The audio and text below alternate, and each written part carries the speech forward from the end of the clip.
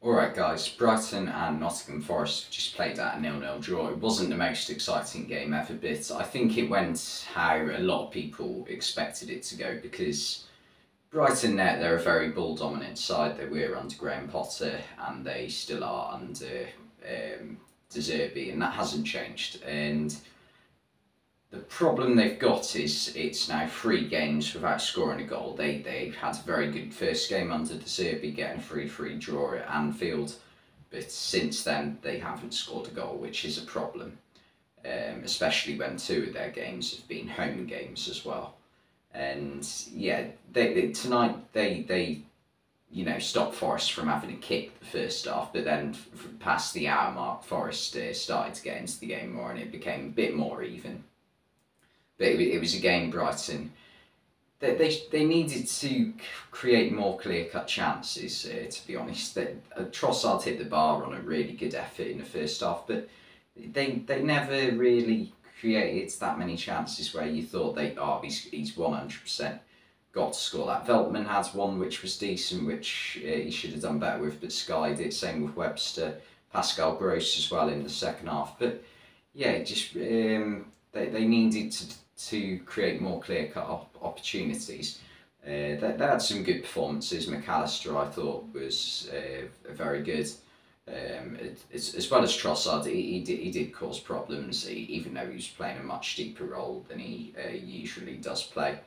But yeah, it just wasn't enough really. Forest, they did bugger all for the first hour, and then started to get into the game a little bit more. But again, they caused Robert Sanchez very few problems, and I struggle to understand what Steve Cooper's trying to do with his lineups. Because obviously it's been well documented the problem he's got this year with the amount of players he's had to sign in the summer due to Forest having a small squad last season anyway, and also a lot of their players leaving in the summer. But it just feels like he doesn't want to. One, he doesn't want to stick to a similar starting 11, and two, he makes some odd choices. Like tonight, not choosing to play a striker and leaving any substitute of a striker until the final 5 minutes of the game, when he brought Surridge and Awoniyi on at the same time, which, yeah, it's far too late by then to cause any problems. Like Jesse Lingard, since he's coming at Forest, it's obvious that he doesn't have the desire to, like work his arse off to win games for Forest anymore. That stage in his career, I think, is gone now. And it's clear this is just a big payday for him. If he had any ambition in football anymore, he probably wouldn't have gone to Nottingham Forest, not trying to be harsh or anything. He probably would have gone to West Ham, but it's clear that Forest probably offered him better wages.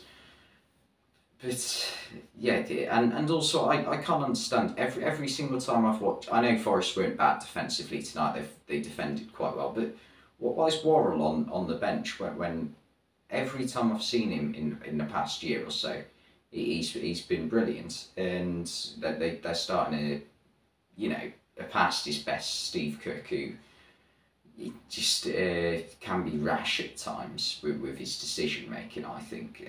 So yeah, there are some selection sort of issues that I have with Steve Cooper. And also tonight as well, playing Serge Aurier at right back, who let's be honest, he has a decent game, but it can be a defensive headache at times. And then Nico Williams at left back. You've got Harry Toffolo on the bench.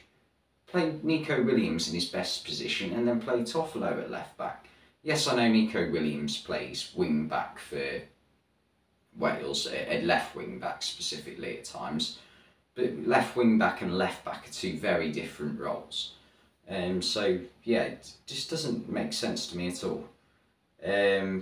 Gibbs White and Brennan Johnson, that they did very little throughout the game, to be completely honest. It was just crying out for someone up front to hold the ball up. Like Forest's best performance this season is probably the game against West Ham, And in that game, I remember them having Awoniyi, Lingard and Johnson up front. At least then you've got, and I know Lingard probably felt as though he had a point to prove in that game, so I don't know if he felt more up for it, but at least you had a striker to hold play up a little bit, I thought. One thing I would say is fair play to Yates in midfield for Forest for continuing after that whack on the nose. That has a lot of force in it from Caicedo. Obviously, it was non-intentional, but that would have hurt, to say the least. And I'm surprised he didn't get substituted, to be honest. But yeah, for both teams, yeah, I think it's a little bit disappointing. Not in terms of the result for Forest. I think they'd have taken a draw. But the fact of how negative it was, how they didn't get a touch in the opposition box until like the 55th minute or so.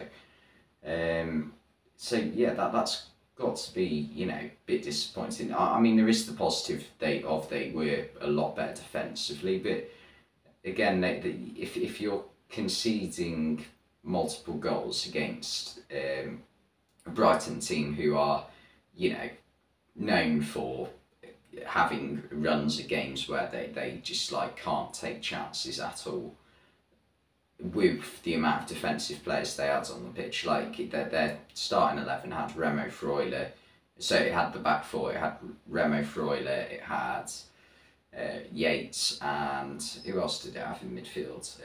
Oral Mangala. So 3 defensively minded midfielders as well. So if you are conceding at this point with that midfield and a back four, then you are doing something wrong.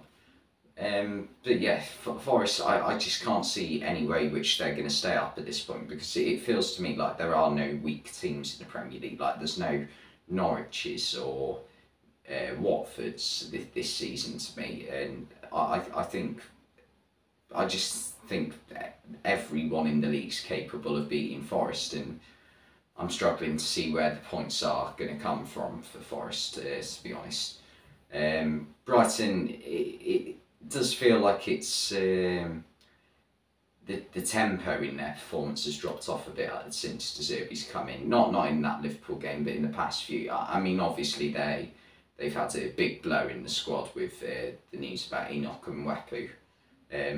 But yeah, they do need to pick their performances up again, because otherwise it's just going to be another season where they like come nowhere near to getting relegated, but at the same time they sort of leave it too late to push for a European spot, which you know is going to be their aim over the next few years, I think. But yeah, anyway, not the greatest game ever, not one that's going to live long in the memory. But thanks for watching this video, and I'll see you next time.